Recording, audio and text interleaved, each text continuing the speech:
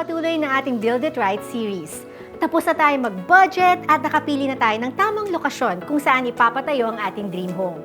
Kaya next step, paano nga ba natin malalaman kung magandang lupa ang pagtatayuan ng ating bahay? Ihahatid yan nating guest host na si Amazing Betong.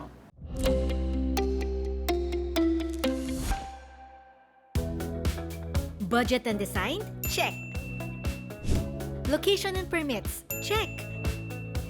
Mukhang ready ka na ipatayo ang dream house mo. Pero take note, kahit gaano pa kaganda ang lupang nabili mo, hindi ka pwedeng pakasiguro na okay agad yan patayuan. Kasama natin ngayon si Betong Sumaya para alamin kung ano-ano pa ang dapat i-consider bago simula ng isa sa mga bagay na pinaka-exciting, ang groundbreaking. Yeah!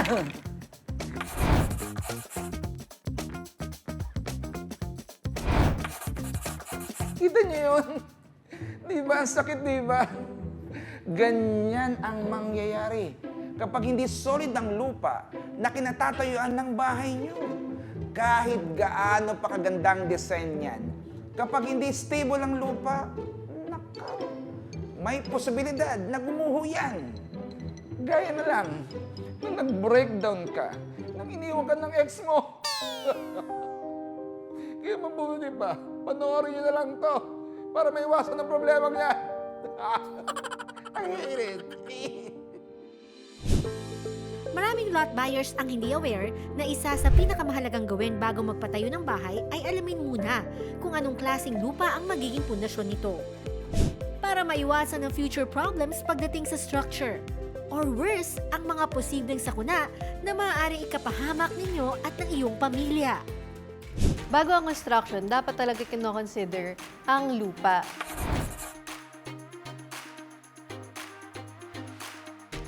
Kasi dito nakadepende kung ilang palapag yung itayo natin eh. Kung di natin malaman yung classification ng soil kung saan itatayo ang ating property, possible na tumabingi ang ating property or gumuho.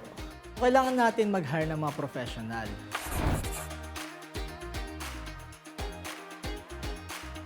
Maliban sa akin na arkitekto, kailangan natin ng mga inhinyero. For example, geodetic engineer. Ang pinaka-role ng geodetic engineer is to identify kung nasaan nga ba ang mismong lupa natin. Alam niyo ba guys na may dalawang klase ng lupa na dapat niyong i-consider? Ang expansive clay o yung malasponge na lupa na lumalaki kapag nababasa at lumiliit kapag tuyo. At loose sand na kadalasan ay hindi stable na maaaring magdulot ng paggalaw at paglubog ng mga bagay na nakatayo rito. Paano nga ba natin masusolusyonan ng problemang ito? Aba, alamin natin sa ating mga eksperto. Para sa mga properties kung saan merong malalambot na lupa, like expansive clay or kaya mga loose sands, dito pumapasok mga geodetic engineers kung saan itetest nila yung soil type ng mismong property. Pag nalaman na kung anong klaseng lupa ang nasa lote mo, dito naman ipapasok yung data para maging basis ng structural engineer kung anong klaseng pundasyon ang pwedeng itayo sa mismong lote.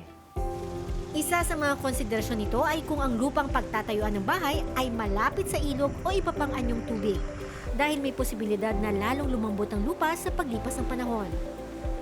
During sa construction, ang foundation process, pag nag-excavate na sa mismong pundasyon, ginagawan to ng soil compaction para mas stable yung pagpapatungan ng ating mga pundasyon. Importante rin na maayos ang drainage system ng ating mga property dahil kailangan ito para hindi makontaminate ang mga malapit na bodies of water sa ating property na pwedeng pagkukunan rin ng supply ng ating inuming tubig. Base sa obserbasyon pa lang, makikita natin kung ang lupa mo is flat lang o nasa terrain. Terrain is yun yung slope o mas mataas ang isang parte ng lupa na maaaring mag-cause it's either ng baha or it's either ng land erosion. That's why we have survey services. Ang survey, doon mo marirelocate kung saan talaga ang boundary ng lote mo. Maaring mag-encroach ka sa kabilang lote dahil nauusog to, depende sa bagyo or depende sa paggalaw ng lupa. Now, si architect, i-assess niya kung ano ang present ngayon sa existing na site at tutulungan niya kayo kung paano i-turn ang posible para sa pangarap niyong bahay. Sa kabila ng dagdag na proseso, ang tamang soil treatment ay nagbibigay ng isang solid na pundasyon para sa anumang strukturang plano mong ipatayo, para sa katatagan, seguridad at kapanatagan ng loob mo.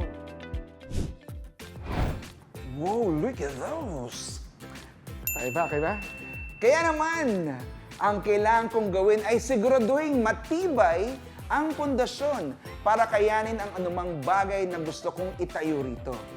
Dahil sabi nga ng mga eksperto, solid ground means peace of mind for years to come. Kaya niyo yan?